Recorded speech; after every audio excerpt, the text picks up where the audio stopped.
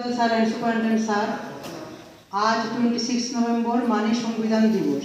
1949 এর 26 নভেম্বর আমাদের সংবিধান কার্যকরী হয়। তাই আমরা আজকে শপথ নিচ্ছি যে আমরা ভারতের জনগণ ভারতকে একটি সার্বভৌম সমাজতান্ত্রিক ধর্মনিরপেক্ষ গণতান্ত্রিক সাধারণতন্ত্র রূপে প্রতিষ্ঠা করার জন্য এবং এর সকল নাগরিকের জন্য ন্যায় বিচার, সামাজিক, অর্থনৈতিক ও রাজনৈতিক স্বাধীনতা, চিন্তার অভিব্যক্তি, বিশ্বাসের, ধর্ম ও উপাসনার সাম্য প্রতিষ্ঠা ও সুযোগের এবং তাদের সকলের মধ্যে ভ্রাতৃত্ববোধ নিশ্চিত করার জন্য,